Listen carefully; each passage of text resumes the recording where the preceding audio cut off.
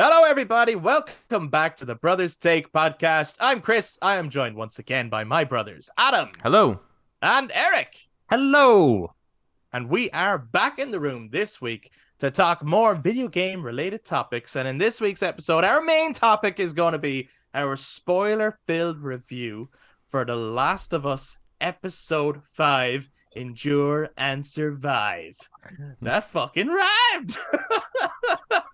But we'd love to hear from you guys too. So if you guys watch this YouTube, down in the comments at any point to share your thoughts on The Last of Us Episode 5 and anything else that we happen to bring up, which if we do bring up any other topics, they will of course be timestamped in the description, to do check that out. And if you enjoyed this discussion, why not give us a thumbs up, hit subscribe, ring that notification bell for all future content. And to those of you who are listening to us on audio platforms, you can also touch base with us on social media, Facebook, Instagram, and Twitter at The Brothers Take, again, to give your take on The Last of Us Episode 5. And let's give you one last spoiler warning in case you haven't seen it. You know the game by now if you've been listening to our reviews. They are a week behind, so the next episode is already out. We finally get around to talking about the last episode. It's been out for a full week, if not more, actually, this one, because it released a bit earlier due to the Super Bowl. So it's been out plenty of time anyway, so it would be full spoiler discussion. But without further ado, let's jump right in. So, before we actually talk about it, it was moved because of the Super Bowl. And at the Super Bowl, they tend to show some trailers and things, and I'm just wondering, were there any trailers from that you guys happened to see that caught your eye or that were of any interest to you guys? I only watched one because only one of them was of interest. Why am I thinking of a quote, I only need one? What's that from?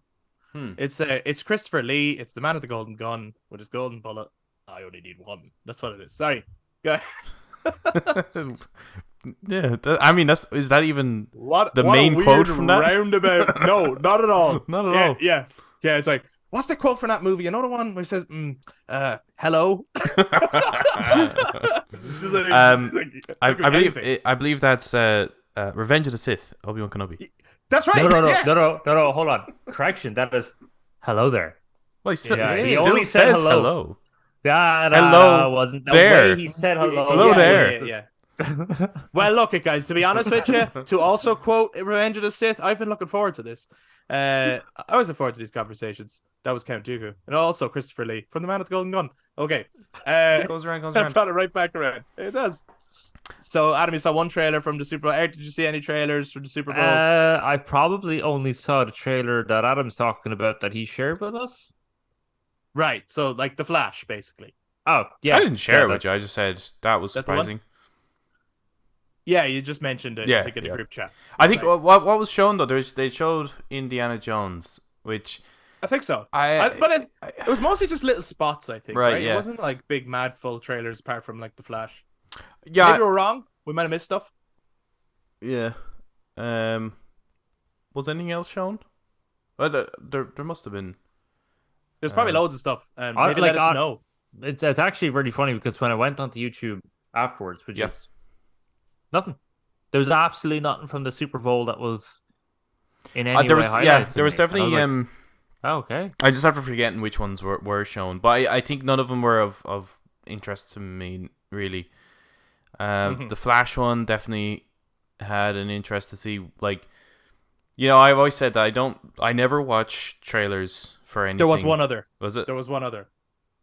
Guardians of the Galaxy Volume 3. Oh yes. Oh okay. yes, Yeah, I yeah. know. Yeah, I saw there that. was Yeah, that yeah. trailer. Okay, there was Yeah, two that I sorry. saw. Yeah, I didn't. Yeah. I didn't see that one. Okay. Yeah, I tend not to watch trailers if I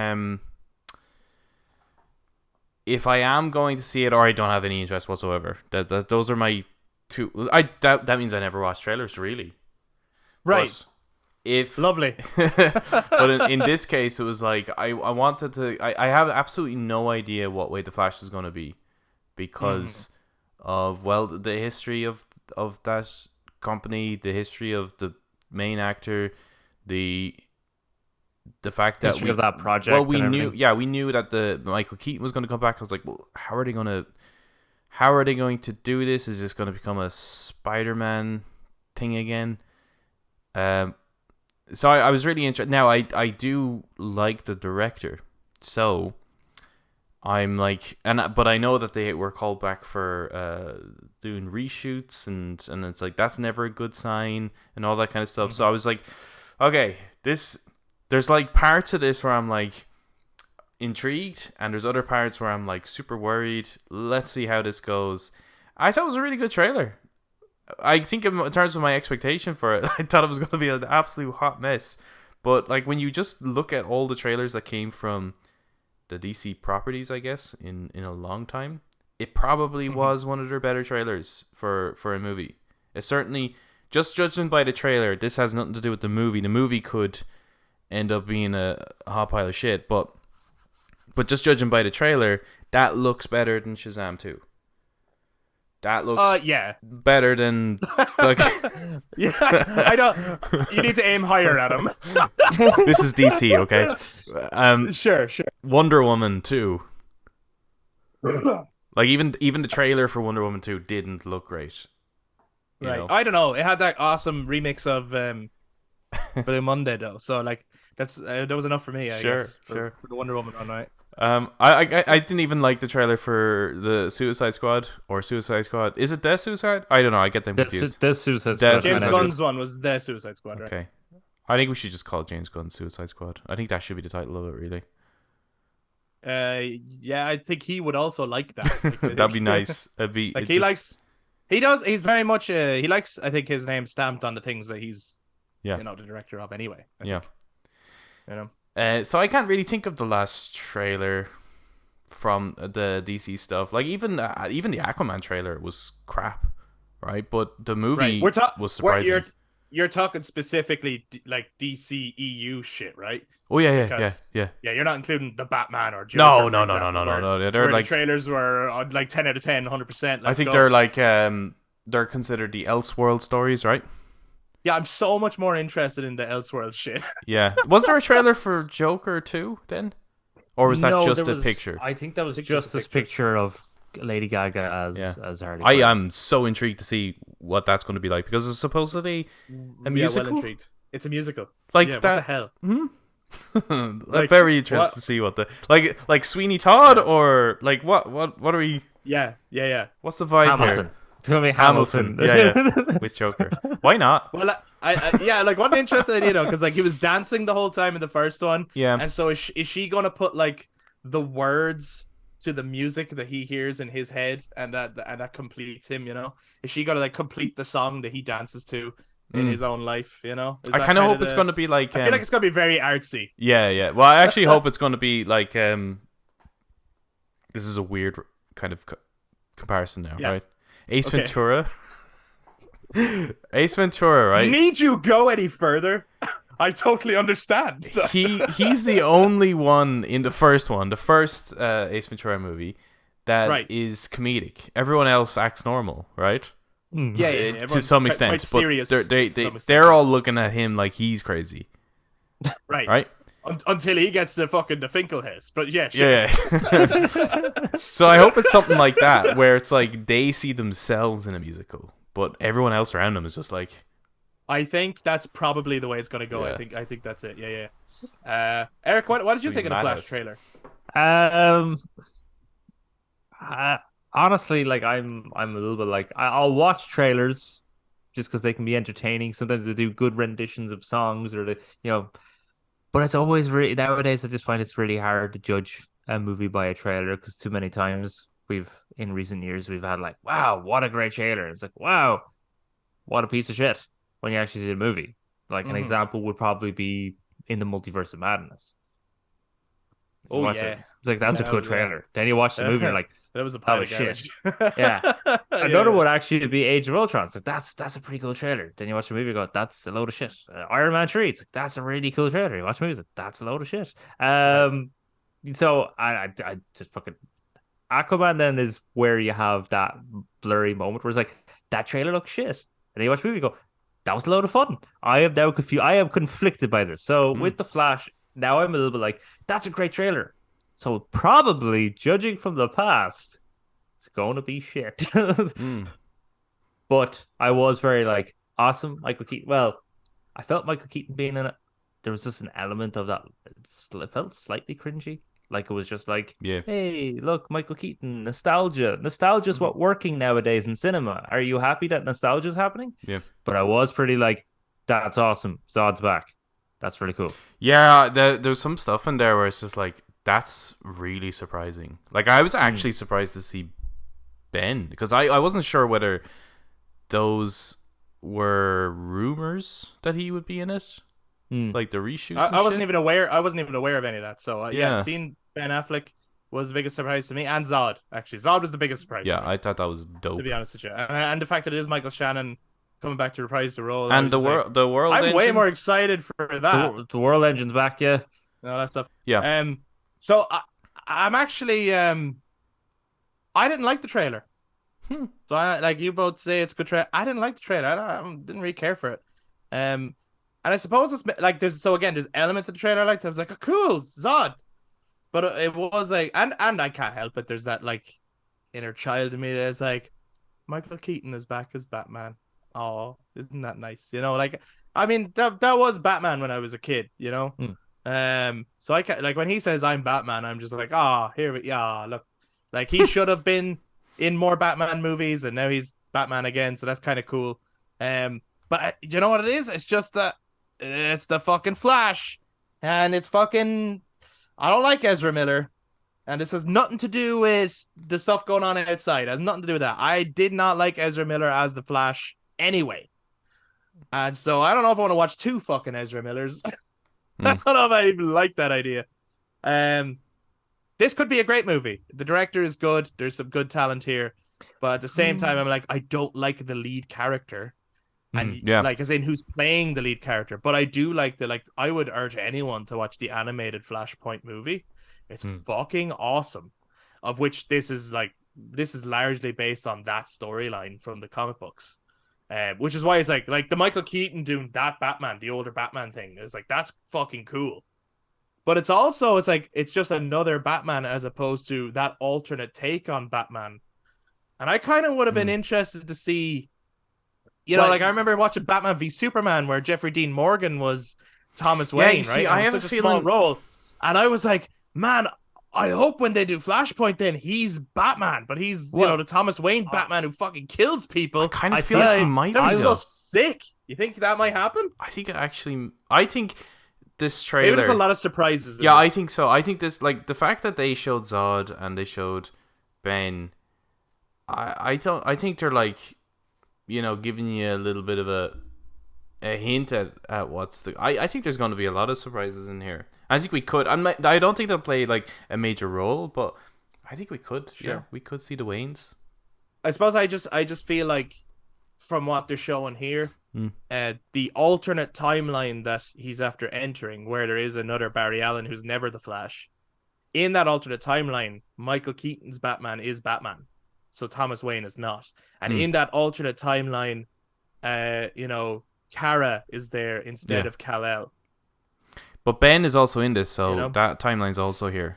So I don't think he comes into... I think he's... No, that's a beforehand kind of thing. I think so. Like Flashpoint, you have that Batman. You have the Bruce Wayne Batman at the start and the end of the story. So with this, is probably the same thing. So yeah, we're not getting that. But I would imagine with Batman v Superman, that's exactly what Zach was thinking when he was casting those...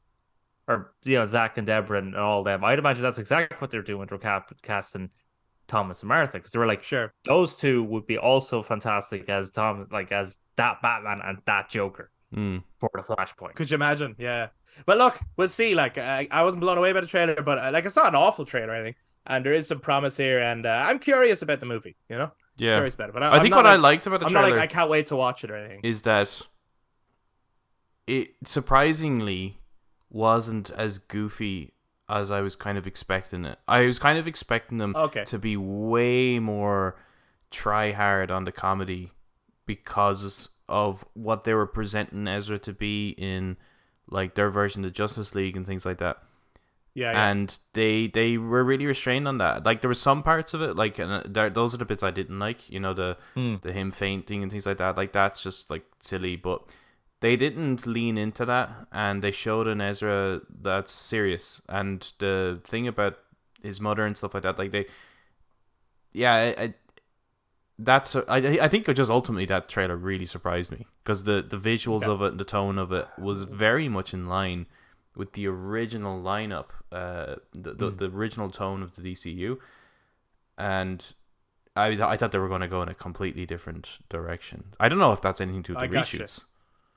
Yeah. Who knows? I suppose. Was that because in that shot when it shows his mother, and I think it shows his dad, was that Billy Crudup again, or was that someone else? It looked like someone else. Looked like someone else. Okay. Yeah. Maybe just. I think it was just a younger actor though. It might have been just to like that he becomes Billy Crudup. I don't know, but yeah. What I was going to say, who is the director again? Andy Muschietti. Is that how you pronounce his name? The guy who directed It. Oh, he's not bad actually. Oh yeah, no, the director's Yeah, good. good. There's serious talent behind this. So it could be a great movie. We'll have to see. And I can't help but look at it with that like, this is like Final Fantasy 15, you know. Like you're waiting years for it, and there's so much messy production behind the scenes and all this kind of stuff that there's an element of, can it live up to any kind of hype because it's just gone through so much now. And there's an element of like, who cares too, you know. Right, because it's gonna, and they're rebooting it anyway, so it's kind of gonna mean nothing. Yeah. Or something, or it's gonna, well, maybe it sets up the reboot, and maybe it does it in a great way. I don't know. We'll see. It could be great, and I am interested, but I just wasn't like blown away by the trailer personally. It is if it is like the reboot, so it's the end of essentially, I suppose, phase 1 of the DCU. Sure. But then they're technically going on to phase 2 with rebooting it. It is a pity they just didn't get Henry Cavill back and Jason Momoa and that, like Gal Gadot, just to have their roles in it for one last ride. I kind of have a feeling I think Jason Momoa is in it. Yeah. I'm not sure, but I don't think Henry is. Something about it, I just can't, like, because it's like, why did they choose Supergirl? You know? And there's something to do with those clips that were in it, just looked so like that initial ship that landed. And remember the pod that was open in Man of Steel? Mm-hmm. Like, they seem to be, like, kind of almost calling back to all that stuff. It just would seem weird. I'm just wondering if they're, like, I don't know. Maybe it's just me being hopeful. I think there's an element of you being very hopeful. Yeah. Do not trust the hope, Adam. It is forsaken these lands. Well, Superman, isn't he?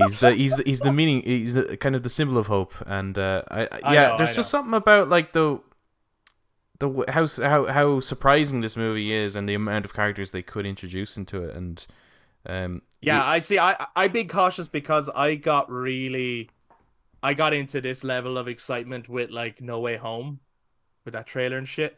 Not because like I wasn't on the train of like, will the other Spider-Man be in it? Because everyone fucking knew that. Yeah.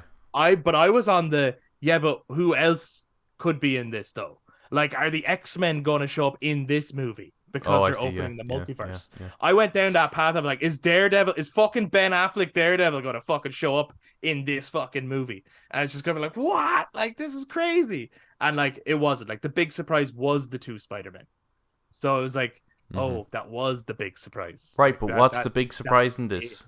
You know what I mean? Like, Aquaman's in it. Yeah, sure, okay. Whoa, maybe Peacemaker. Whoa. Yeah. Peacemaker's eagle. Yeah. Look, we'll see. Let us know your own thoughts, guys, on the Flash trailer and what do you hope to see in the Flash movie as a result. Quick note on the Guardians trailer. It's a pretty good trailer. It looks fun. It looks like right in line with the 2 Guardians movies. There is a shot in the trailer. I mean, the trailer's, full of those little jokes and a serious moment and a joke, the usual silly kind of stuff. But there is a shot in the trailer that is fucking awesome. And it's very quick, but it's an acting moment on Chris Pratt's behalf. And I can't wait to see whatever that is. So cool. That's all I can say. It looks like it's going to get emotional. That's all I'll say. I think it's going to get emotional. So yeah, I will see it because we saw the other ones. I'd like to see the gang go out. It's probably the only Marvel movie on the horizon for me. Once that's done, I think that might be me out. You know what? Fair play to Marvel. Might be me out. they haven't quite damaged their rep at all. Actually, they still Weird, have isn't it? yeah, they still have like a really strong rep. Like that brand really carries a lot of weight with it. Even though everything post Endgame has been balls. Well, Spider-Man has done very well for himself Sure. post Okay. Endgame. Because I wasn't a fan, everyone, but yeah. well, everyone else seemed to enjoy them. A lot of people liked Wakanda Forever. A lot of people like Oh yeah, Shang. I watched that recently. Any good? Wakanda Forever? Yeah. Very long. Not enough blue people. Like that's not a good sign considering you could sit there and watch like extended edition of like Return of the King and Justice League and be like, yeah, that's great, it's amazing. So if you're saying this movie is too long, oh, it is too long. It's the same length as like Infinity War. Ooh, it's really long. And it's like a bunch of subplots. I think my statement stands. There's some gorgeous shots in it, and there's one really lovely surprise in it that actually made me go, wow. Like, there was one really good surprise that's done very well. That was the best moment of the movie by far. But strangely enough, as great as the characters are, and there's some really solid acting in it, the movie does, even though it's part of the point of the story, the movie feels like it's lacking a protagonist. It's strange. You can feel there's something missing, and maybe that's part of the point of the movie is that you're kind of grieving the loss of. But yeah, it just feels like there's just something missing. Okay. But anyway, guys, let us know what you thought of the Guardians trailer too, and any other trailers for the Super Bowl. Maybe the stuff that we totally missed that we should be checking out. Send them our way. In terms of gaming, this week the PSVR 2 will be launched. Let us know if you have any interest in it. I've been checking out reviews and stuff for it. One thing that is of interest that I did not know is the Resident Evil Village VR mode is launching on the same day. So it's now a launch title. Nice. So, ooh, look at Adam now. I imagine most people will be getting Horizon Call of the Mountain with their PSVR 2. Adam maybe will that comes with it. PS. I don't know. Adam will get the PSVR 2 with Resi Village and will never play it. Yeah, like I honestly would play that. like 100% I'd play that. that doll can go fuck itself. Hold on, what? Like Resi 2 you can't play even though that's a controller. Yeah. But stepping into the world with Lady D, I can understand actually why you want to play that game. Yeah. Yeah. Cool. Okay. Yeah. I Well, see let's no know, everyone. downsides. Actually, only positives. Yeah. Yeah, let us know, everyone, if you have any interest in PSVR 2. take a liking And if to so, which game would you be getting for it? Take a liking for it. Your puns really Jesus suck. Christ. Well, let's move on then to our main topic. So from now on, guys, in case this is something you haven't seen, spoiler warnings for The Last of Us Episode 5, Endure and Survive. I love it. What a great Was title. that the name of the title, was it? That is the title. That was the name of the yeah. episode. Endure That's and weird. Survive. I don't know. I always miss the names of the episode. I just click, you know. Maybe they should come up, you know. It would be kind of nice. This one, of all the titles I've seen so far, this is the one that I was actually like, yeah, because that's what. Yes. It's not I only confirmed that's a title. That is not one only of the titles in the world. that is a title. It's not only like the message or the theme of the first game, but it when Troy Baker signed my like picture of Joel, he wrote Chris endure and survive. What did he? That's cool. So that quote is just to me that is The Last of Us, you know. So when I saw this episode title, I was like, whoa, you know, I didn't thing, you know. So that's why it just kind of resonated with me, I suppose. But what did you guys think of the episode before we get into our like serious details on it? But overall, what did you think of it? It was a banger. Okay. I was about to say, like, it was an episode that it happened. There was acting. Yeah, it was my like that. Come on, it was my favorite episode. Of so far. It was my favorite episode so far. Coming up with a favorite. I know. That's the first time he said it without me asking. Yeah. I'm proud Yeah. of you, buddy. I'm proud Thanks, of man. I'm Well growing as a person. you. But you know what, Eric? I'm right with you.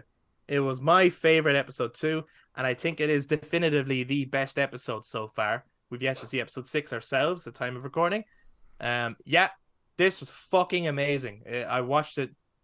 When I watched it the next day, I watched it again, and it's the only one I did that way. Yeah, I was like, I want to watch that again. That was so good. I still have to rewatch it actually because I probably will because it was so good. I actually wish this had the length that episode 3 had. Yeah. Yes. Yeah, I would have liked it a little bit longer. Yeah, Yeah. for sure. Yeah. But you know what it is? This one did for me. And again, episode 3 was beautiful storytelling. But this one did what I was trying to say when we talked about episode 3, where they had their cake and ate it too. It didn't take away from Joel and Ellie's story, but it also told a very Henry and Sam centric story. You know what I mean? Like it was able to do both. And the relationship between Henry and Sam, I thought was fucking amazing. It's interesting. So good. Is the kid the actor for the kid? Was that a stylistic choice, or is that because the actor is it deaf or mute? I think deaf, isn't it? Deaf. So the actor is deaf. Oh, that's really interesting. Okay, so that helped inform the script. I believe so. That's cool. Maybe I'm wrong. Correct us if we're incorrect. Yeah, I was just wondering why they would they'd introduce that element, you know. Sure.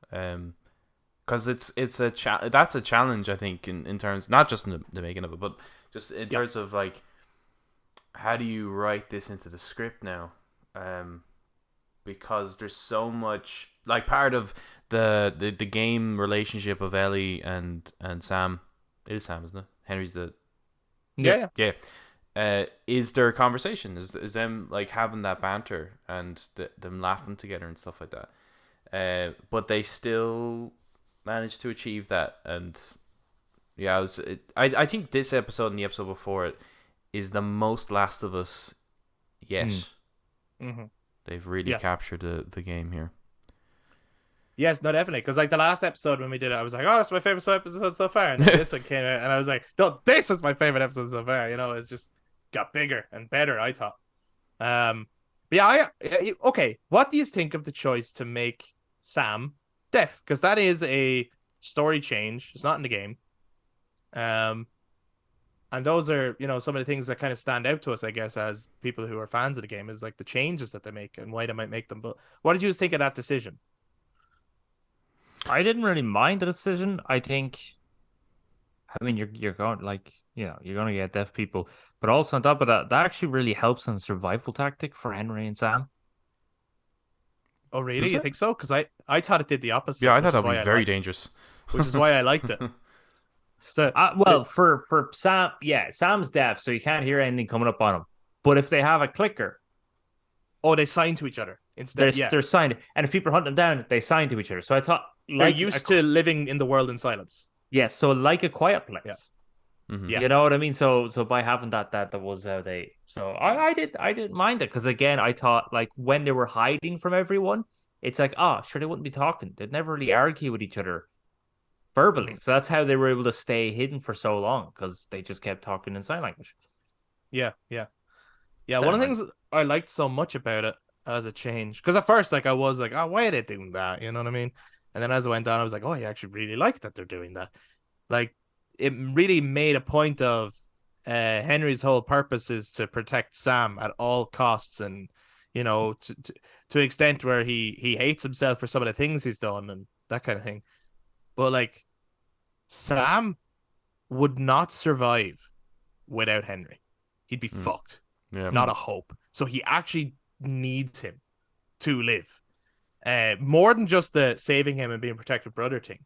Like, there's towards the start when they're sneaking up on Joel and Ellie, and they don't know what Joel and Ellie are like.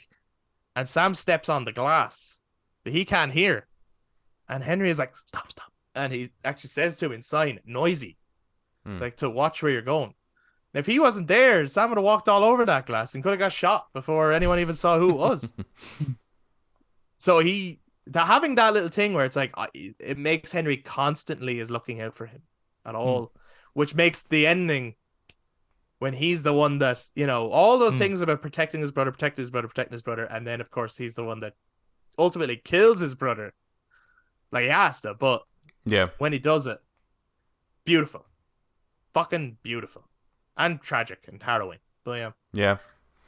The there were some moments where I'm just like I like the bit where they're talking in they're kind of up high in a kind of a tower discussing how they're going to get out. It's through the tunnels. And there's a cool it's a cool moment, but I don't like the pacing of it, which is Henry is asking Sam to Oh yeah, yeah. yeah, and it's cool because it's like I'm including you. You know, he's part of it. I'm not leaving him out. He's part of the plan. That's awesome. I like to see that. But the pace, because they have to like wait for him to write it. Yeah. It's like if I was Joel, I'd just be like, look, I don't actually care. I don't care, Sure. right? I don't care you're trying to include your brother here. I just like just give me the fucking answer. I don't even trust you right now. You know, like I just think in that moment you might be a little bit impatient. So the pacing of that, or maybe even the way they were like so accepting of that moment, Right. probably just didn't feel natural. I think it actually could have been cool if Joel snapped a little bit there, and then later on you see he starts to feel a little shit that he did stuff like that. And Like he did that, maybe right. it's down in the tunnels in the kind of nursery area. Maybe he starts to see him and he's like, look, I'm sorry I did that to Henry. Like he says it to Henry or something, but Henry would be like, say it to him, and maybe he teaches him how to say sorry or something like that. And that I'm sorry message obviously carries through to till the very end. So that was really the only moment with the decision that didn't really work with me. But ultimately, I thought it was very interesting. It's how much they expanded Henry and Sam without taking too long. Like they gave Henry a whole backstory. We got the whole thing. They have the whole picture now, and it wasn't like a full episode just to give us that. And that's why I think this is a better written episode. Like the pacing, I agree with you in that moment. I didn't like that pace, but it's like, how are we gonna get there? Yeah, tunnels. It's like, it took too long. Like, just tell me tunnels. Yeah, let's go. But yeah, like the amount of story we actually got, as well as like character moments, as well as action set pieces. Like there was more action in this episode than any other episode, but there's also just as many small character moments as any of the other episodes. Like I don't know, whoever helmed this one, great job. Like this is because we even got Kathleen's full story. We got the full story of her brother, what her brother meant to everybody.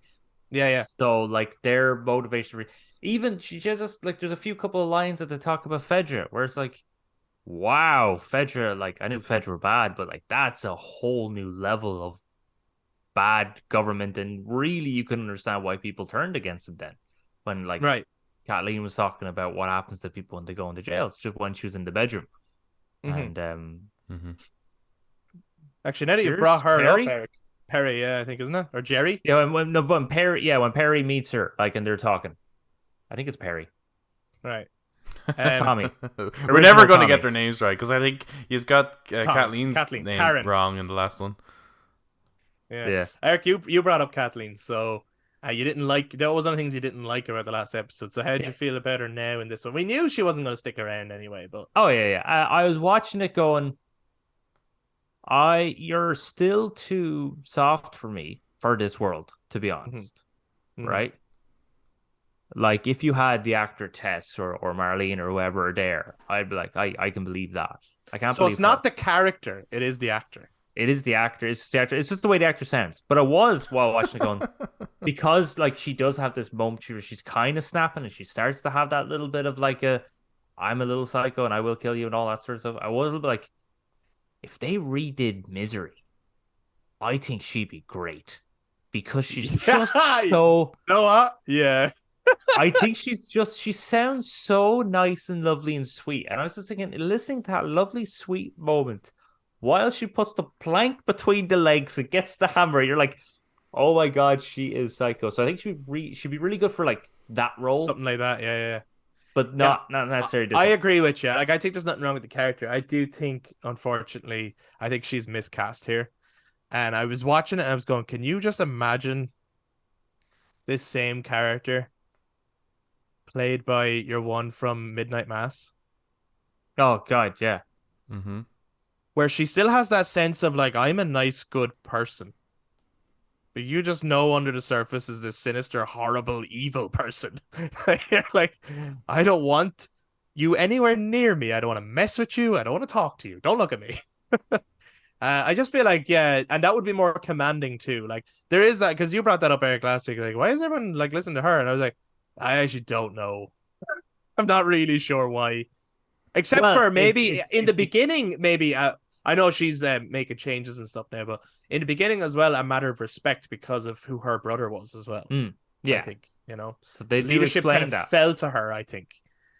which I think again is a very good character development in this episode Yeah, for her, and then yeah, good character development for Henry and Sam and Joel and Ellie. Like Joel then trusted Ellie to use a gun more so in this one and everything like that, and yeah. So I think this was like like I was a little bit in doubt of them including the whole like underground, like commune sort of thing. Like I was very like in doubt that they were going to include that. I just didn't have enough time. And then they would all they did was move it to the tunnels and they included it. And I was like fucking Leonardo DiCaprio that shit. I was like fucking yes. yeah. They Ish. actually and they actually Like, had on it. we were talking about that in the yeah. last episode, and and then when I was watching this, I was going, oh man, they did the thing, you know. They included this. That was great. Yeah, And they had the comic Starlight, Savage Starlight. I was like fucking yes. yeah, So yeah. yeah, no, this was good. It's a good episode. Full of game references and like, yeah. And then, well, actually, Adam, what did you think of Kathleen? Sorry. Oh, I never had a problem with her to begin with, so Right, yeah, right. I thought she was good. I liked the actor, and I think the little conversations she's having in the bedroom, there's such an element of her like kind of like bit spoiled, you know, like she has that kind of attitude to her, you know. It's like Okay. not necessarily like they're following her because she's a great leader or commander or whatever like that. They're following her because she's getting shit done. That's basically what he said. And what her drive was, that there's this selfish drive because her brother was taken away, and there should be, and he was the forgiving type, you know. He was like forgive and Yeah, forget. he said forgive him. Yeah, and then she's just like no. So she has that kind of like, you know, throwing the toys out of the pram kind of a moment, I guess. And I think she kind of suited that in terms of the writing. I don't like her demise. Oh, and the girl just jumps on her from a distance. I hated that. It was such a. It Sure. kind of reminded me of I don't know what you see in like The Mummy or something like that, you know. Yeah. Or Paul W.S. Anderson zombie movie. Yeah, it's just you saw her run Yeah, away yeah. in the opposite direction, and she Yes. somehow ends up over here, and it's like we have to see her die. I think you could have just shown, if you want to show her die on screen, even you would just maybe see her try lock herself in somewhere or whatever, and then the place she locked into actually had a bunch in there that she didn't realize. Yeah, or something, you know. I think just another way to show her die rather than at that moment to kind of where she's about to gun them down. I didn't like that, and I also didn't really. I quite like I like the infected, but I there's something about the end of that just felt pretty rushed, and I didn't necessarily like how they just came about because they were kind of hinting at the ground breaking in another location. Yes. And I think I get maybe that. there needed to be a payoff on that moment. Like I get maybe you. they break out and they quarantine them, they get them like, you know, they actually hold them in that position. And then it turns out that they actually kind of swarm them from the other side, like coming up through the ground this way. You know, I just think there needed to be a payoff or an introduction. It just seemed kind of convenient, I guess, that they appeared at that moment. There is an element of it that is, but it's also awesome. So So I forgive them a little bit. But I thought it was a bit World War Z-ish more so. It was. Do you know what? I'm not even talking about them, to be honest. Right. They can go shite, really. It's the bloater. Oh, the bloater. I loved he Perry. did his fucking move, you know? Perry's death, I was like, yes. What a lovely callback. It was great. I laughed out loud. That was so good. But also, that thing, so I saw behind the scenes that it's prosthetics. Yeah. Fucking looked great. That's awesome. Mm. I'm sure there's going to be... like that and it's sick, man. Surely going to be more then. I hope so. Cost a lot of money, couple of thousand. What's interesting about the bloater now, though, is that it's missing its defining it doesn't characteristic, spores, right? So right? it's just a muscly clicker, nearly, I suppose. Yeah, the fungus acts like an armor plating. Well, it's still someone that's been infected a lot longer, right? Yeah. But just even the way they slow-moed it coming out of the ground with the fire all around and everything, I was like, that's a moment right there. Like that's a cinematic moment. That's so fucking cool. Giving the bloater that kind of you're fucked on screen type thing. I thought that was so cool.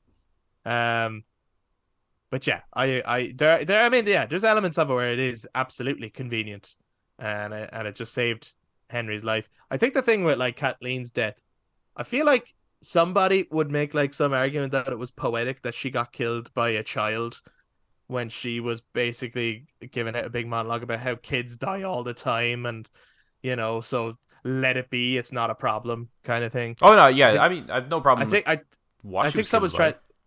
Yeah, but I do though. I do think it's silly that child that was locked in the car made its way around and then did the jump that was like a liquor jump nearly, and like I think it's silly. But I think there is maybe someone could argue that that's why it's good, But I thought it was a bit messy, personally. Yeah, I mean, I think the kid could have killed her somewhere else, or maybe just another one.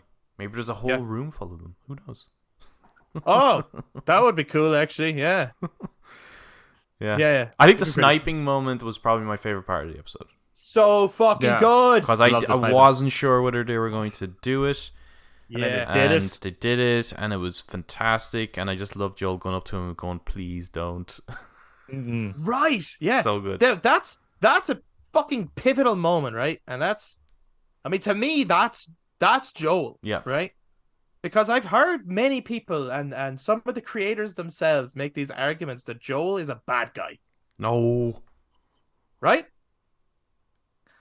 And even as I was watching this episode, and I get where Henry's coming from, but I was looking at that dialogue another way. I was like, I'm the bad guy because I did a bad guy thing. I was like, are you foreshadowing? Are you trying to justify that, like, later on, like, you should say if Joel does any bad shit later in the show, that it's like, oh, that makes him the bad guy kind of thing. And I'm like, no, it's not that simple. Stop. I'm not buying. If it's not like, oh, it's true here, so therefore it must be true there, Mm-hmm. So like when he goes up to confront the sniper, he asks him, please don't. And the sniper pulls the gun first, and Joel kills the guy out of self-defense. That's it. Because they're survivors. That's why. Yeah, I was half expecting that gun to be empty. The guy was trying to kill them. Yeah.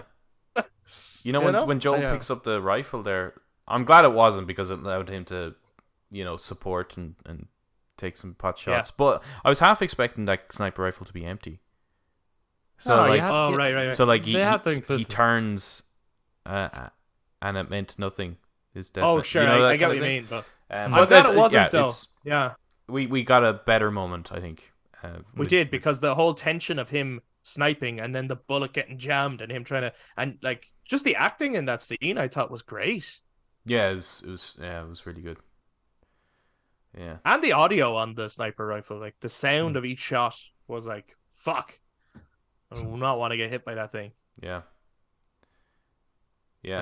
I love the whole thing. Yes, it is convenient that the car crashes and then it falls and there's an explosion.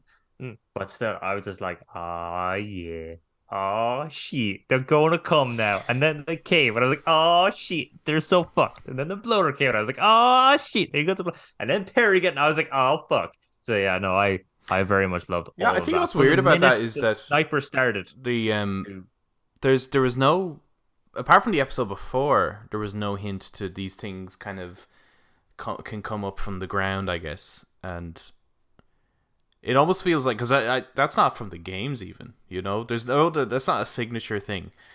No. So that, But it's just that they feels had been driven underground in Yes, this they city, had, right? yeah. So there's just so many under there. Yeah, but they said it was Yeah. cleared, and they went through the tunnels, and there was not a sign of them. And Yeah, I think it was just that they had been. I think that was a lie. They I were know. down there, I they just moved. think that there just needed to be something. I think just to kind of link that with the I get you. initial kind of push up. Yeah, but it's a solid episode. Really, really good. Mm-hmm. What did you guys think of? Before you get to your nitpicks, Eric, what did you guys think of the? I have Because some I could too, tell. Eric.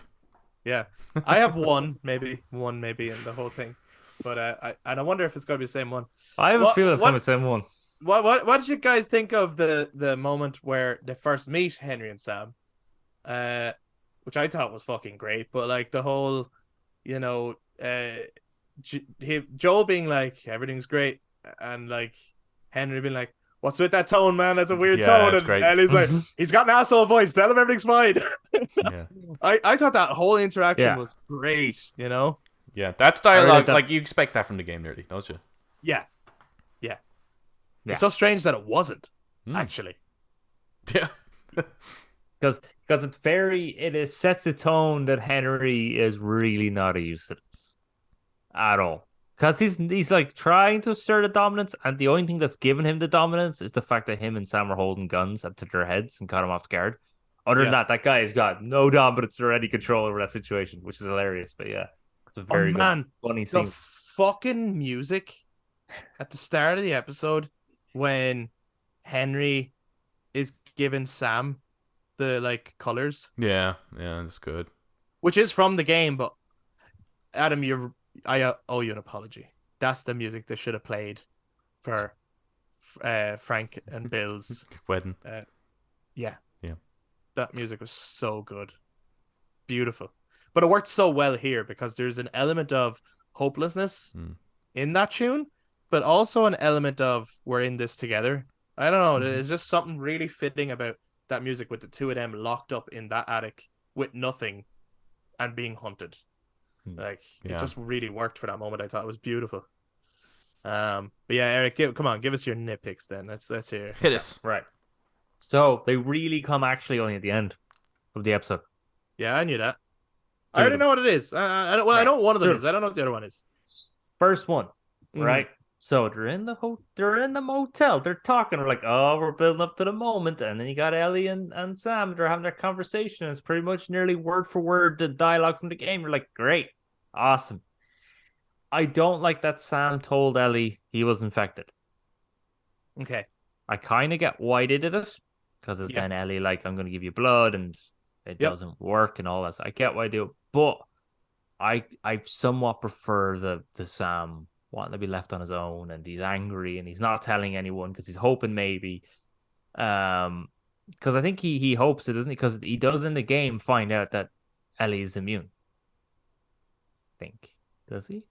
I can't remember. I can't actually. remember. I don't know if he does actually. No, I don't I'm think not so. sure. But anyway, yeah, he kind of keeps it to himself, and then they go back in, and then because it's just the moment she falls asleep. Yeah.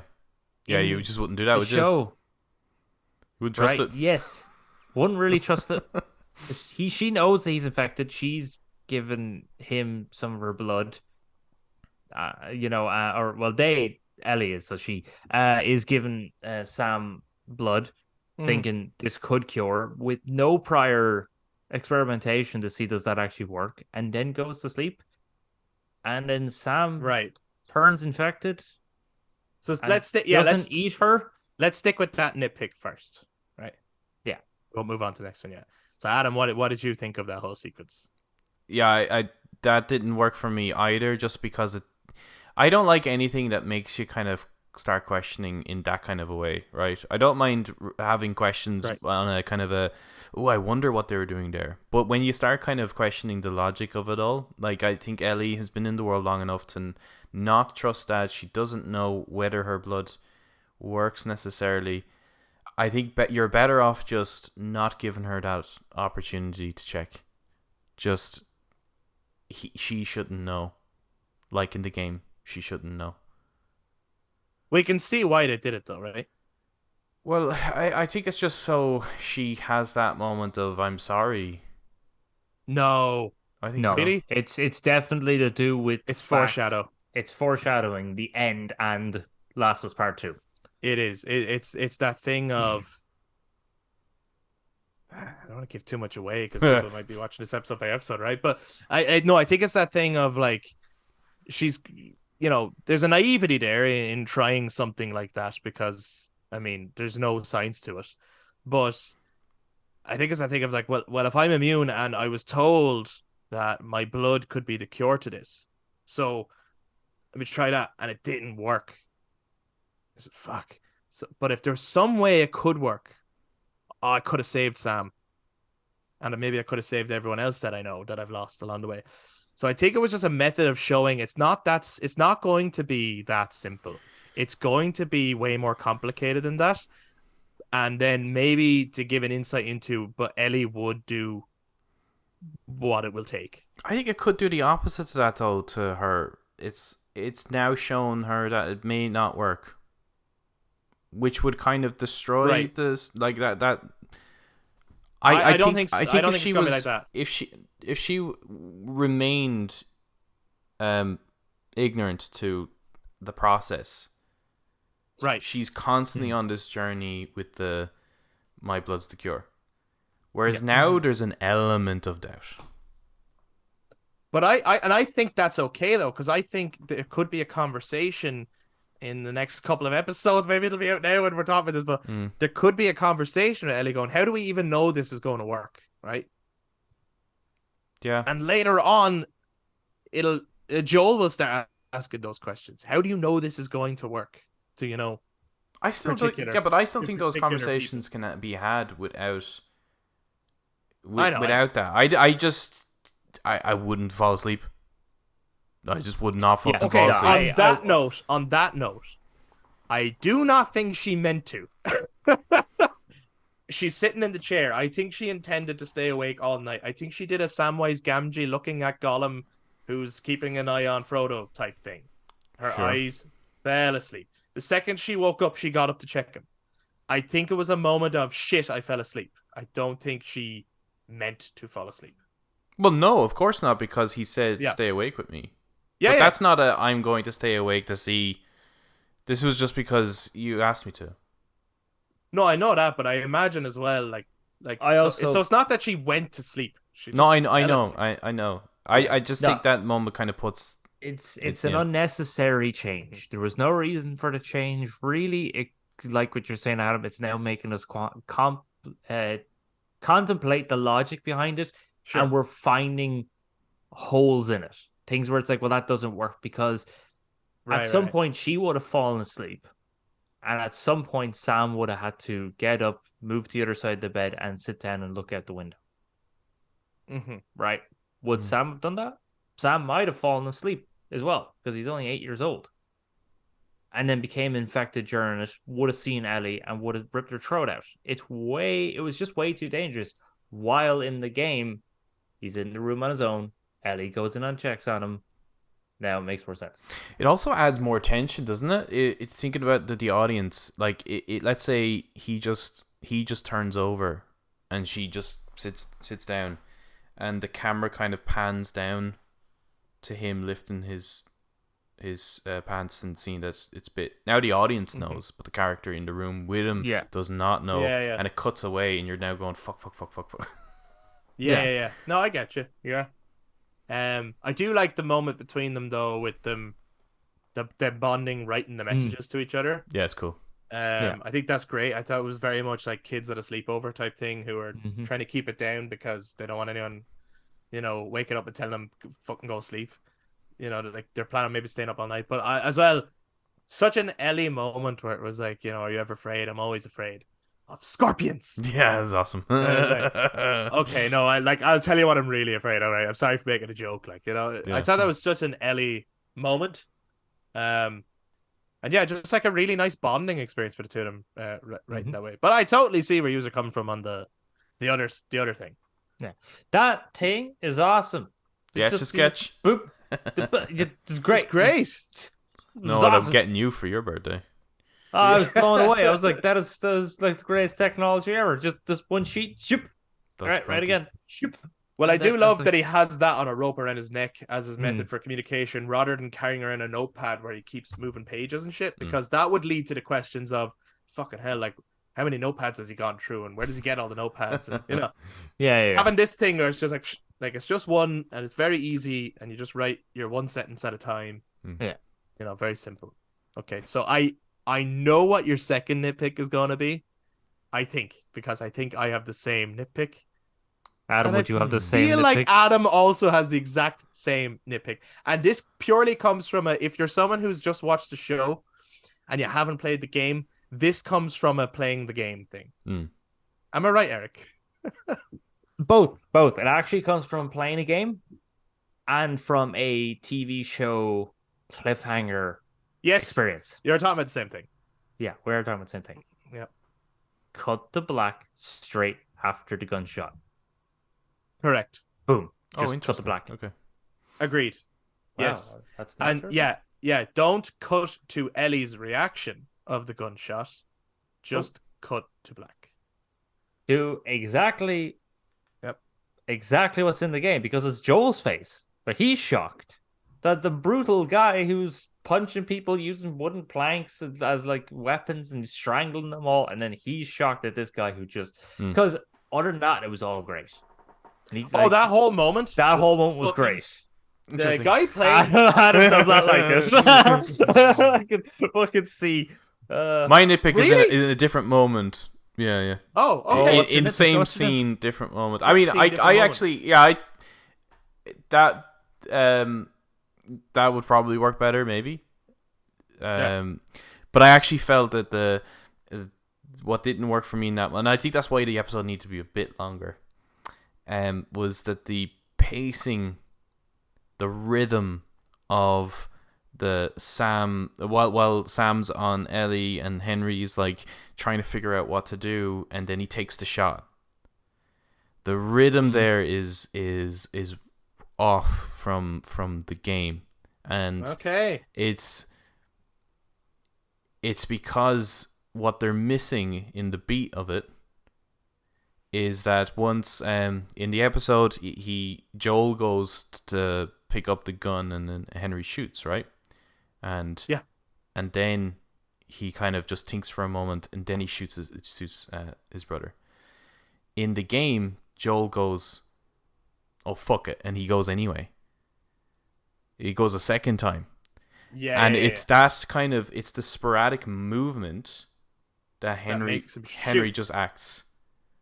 Yeah. And I think that's more natural, because in a moment where you just don't know what to do, you don't know what decision to make, I think something moving fast next to you will make you move on that moment. Make you act, yeah. And he didn't have that in this. Yeah. In this, he actually just he just turned and shot.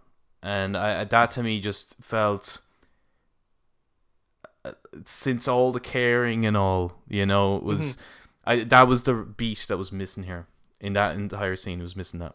Yeah, I get that. I do think that if they had done that, actually, it would make the scene even better. But I actually loved the scene, and especially when I suppose the beat that I liked was when Joel goes to move and Henry shoots at the floor. I think it's so that's good. Yeah. That is amazing. Yeah. And then of course he shoots Sam, but then his acting after that moment, Yeah. in the lead up to the turning a gun on himself, he is so good. He is a fucking great actor. Yeah. I think he played the part so well, and as well when he's just talking to Joel about, when they are down in the play school area down in the tunnels, when he is given the story about what he did and that he feels like he's a bad guy, and the tears that are in his eyes as he's telling the story. I thought that was so powerful. Like, he was great. Henry, why? Yeah. Well, I think it should cut the black, because that's a really powerful way to end an episode. It's a shocking moment, cut the black. It was a great way to end summer in the game. You just cut the black. Yep. But as well is while yes, we can say that the Joel and Ellie have buried them and all that sort of stuff, and I think even Ellie says that she forgot to leave the toy at Sam's grave and everything. So we know that they buried them. But when you have a moment when the characters are burying some other character, that's a closure for everyone. Not just the main characters, but the audience as well. Yeah. I think leaving that out means that we as the audience never get our closure for Henry and Sam. I think that's one of the things that makes Henry and Sam so impactful in the game. Yeah, because I always our found, journey with them. Yeah, It's just, we have no closure with them. Really. Yeah, I always found that moment in The Last of Us is one of the most impactful and pivotal moments in the entire game. And I agree with you. I would have, because I said it as I was watching it, like I said to Ash, I would have just cut to black, no music. Yeah, I'm wondering. I would have left that sitting with people. Now, maybe that would have been incredibly uncomfortable for some people. I'm wondering if it's I don't know. Because I quite like the scene afterwards. I do like the burying scene where she writes the thing and says sorry. And I'm wondering from I think yes to what you're saying if this was released Netflix style. Oh, or you could go watch the next one? Yeah, because I think that's why it works in the game is that you immediately go into it and you know the conclusion is he actually did shoot himself. Whereas this could leave a week of you going, oh, I wonder what happened. Whereas this is now confirming, actually, no, he is dead. Yeah, I did like the scene that followed as well. Like I liked it as a scene, but I just think it would have been a more impactful ending. And I actually think you could have started the next episode with the next scene, the burial. You could have started it that way, right? Leave the I'm sorry note down. They walk away, and maybe as they're walking in the distance, you see the I'm sorry. Then your opening credits start, and when the credits end, we've jumped forward in time. Yeah. Do you know what I mean? Like so I think they could have done it. I feel like they feel the Ellie writing "I'm sorry" and putting it down after she tried to save him in her own mind. I feel like they feel like that's the gut punch, you know. And for me, it's not the actual what happened is the gut punch. It's that this poor fucker trying to save his brother. He gave up everything to save his brother, and in the end, had to fucking shoot him himself. Yeah, that's the gut punch, and then is like now. Everything I have done meant nothing. So why am I still here? Yeah, maybe that's the gut punch. Yeah, there's an element of I think there's almost a little bit of a rush towards the end too, isn't it? Like I think I'm just starting to think from an audience perspective. It'll be interesting to hear from people who've never played the game, because in the game we spent way more time with them. Yeah, to the point where great characters. You absolutely were not expecting that, like at all. And you saw him survive quite a few encounters with infected before we got to that moment. And in the show, I guess you get less time with them. That it's almost like in that moment you're like, Jesus, what the fuck even happened? You know. So yeah, I think that episode needs to be a bit longer. But I think these two episodes, I am seeing Ellie and Joel. In these two episodes, great.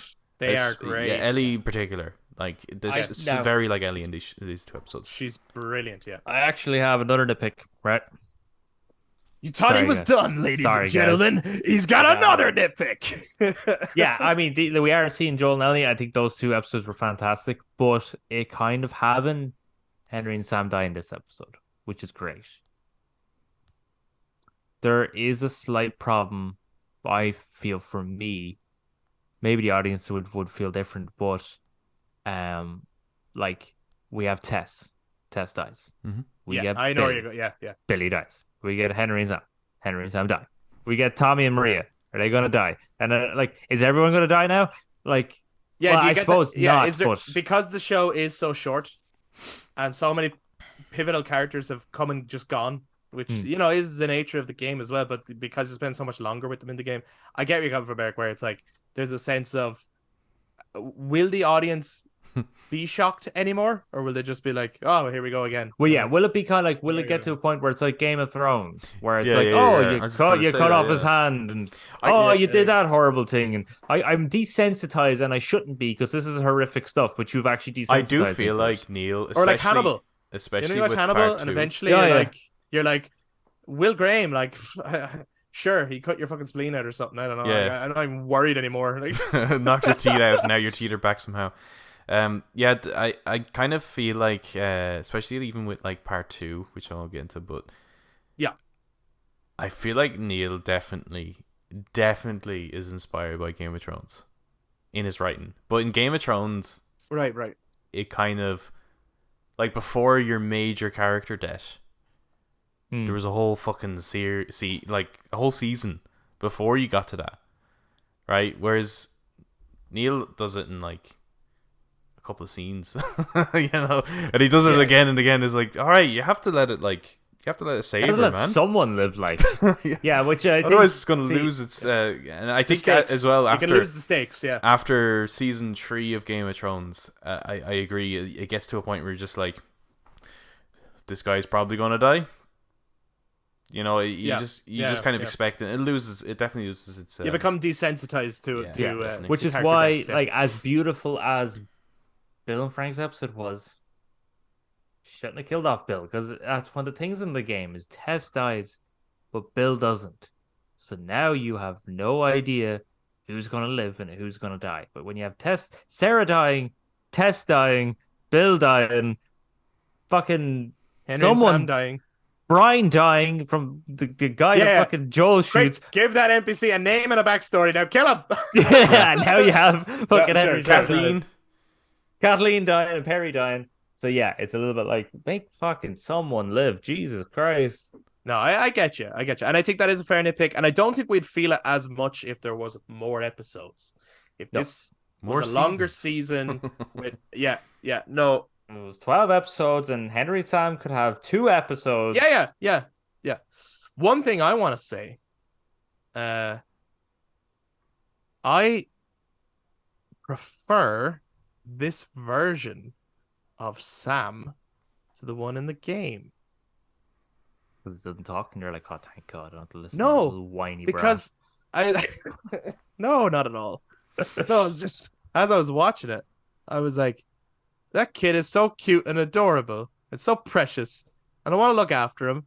And just the whole thing of him, like, being deaf and being really scared, way more scared than Sam in the game was, and all this kind of stuff. I just felt like this was a character that, like, he would be fucked on his own.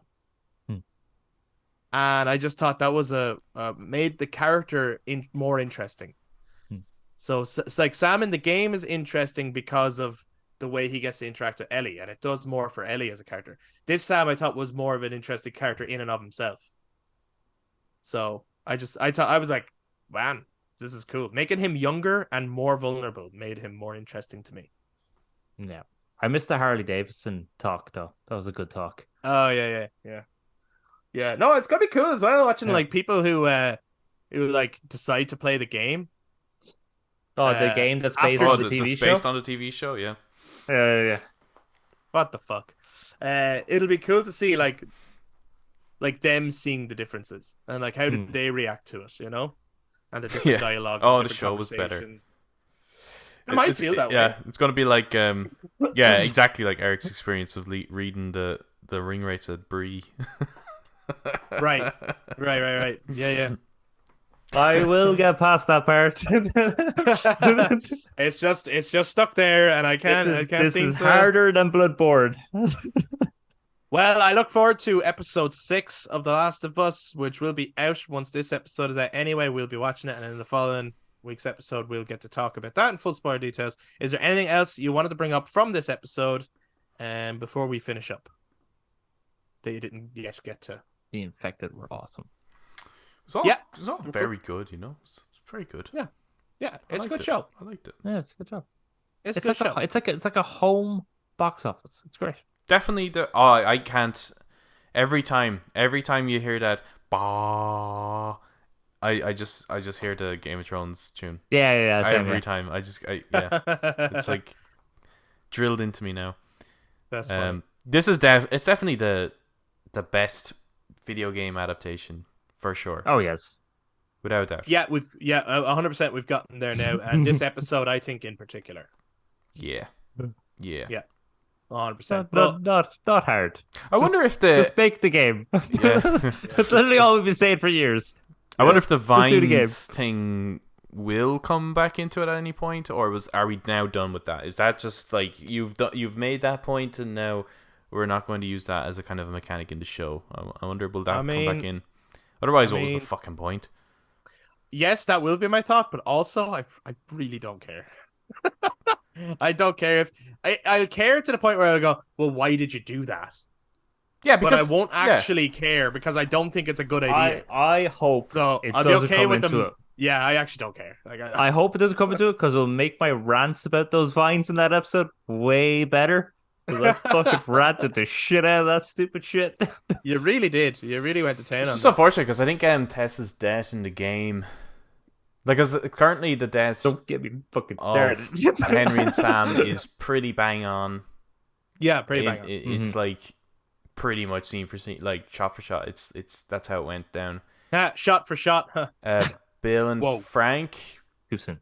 different, but not that big of a deal. I think, like, it's okay. It's fine. But with Tess, I think it's way more tragic in the game. I think it's way more tragic because this is like what you'd expect from, like, I don't know, like you want to give her a kind of a meaningful death or something. In the game, it was meaningless. It was just. And that was the tragedy. She just died, and that was she was sad. just another bite. Do you know what was missing from the test scene in episode 2 that was in the game and worked so well, and I don't think they hammered the point home enough, is the whole dialogue where she, shows her bite. Like, there is an element of it, but not to the extent that in the game where she, like, and it pulls up her sleeve and go, look, this was 3 weeks old and mine's already worse. This is fucking real. Yeah. That, when she says that in the game, it really hammers the point home of there is something going on with this girl. Because really, Tess is only there, in terms of the narrative, to highlight that, yes, Ellie is immune. Yeah. They needed some other character to get bitten and in a shorter amount of time get worse. And then they just happened to make it a character that means a lot to Joel too. So that it just hammers everything home. And so I feel like in the show, they did not hammer that point enough. They made it more about Tessa sacrificing herself and less about the shift, man. You need to protect this girl because this is fucking crazy, They brought the club to Tess. Yeah. Fucking for Tess. Justice for Tess, guys. Anyway, those are our thoughts on Tess. On Tess and on episode 5 of The Last of Us. What a fucking episode and what a fucking show. Let us know your own thoughts. Do you think that this was the best episode yet? Or is episode 3 still your crowning episode? I see that seems to be the favorite for a lot of people. Or did you prefer one of the other episodes? Let us know your thoughts. If you guys watch this YouTube, jump down in the comments to share your thoughts. And if you enjoyed this episode, why not give us a thumbs up, hit subscribe, ring that notification bell for all future episodes, including our episode 6 spoiler talk, which will be coming next week. And to those of you who are listening to us on audio platforms, you can also touch base on social media, Facebook, Instagram, and Twitter at The Brothers Take again to give your take on The Last of Us episode 5. And wherever you are listening to us, why not give us a follow and leave us a review or something? We'd love that. Get in touch. Thank you very much for listening, everybody. We'll be back to talk to you guys next time. Bye-bye, Bye-bye, dudes.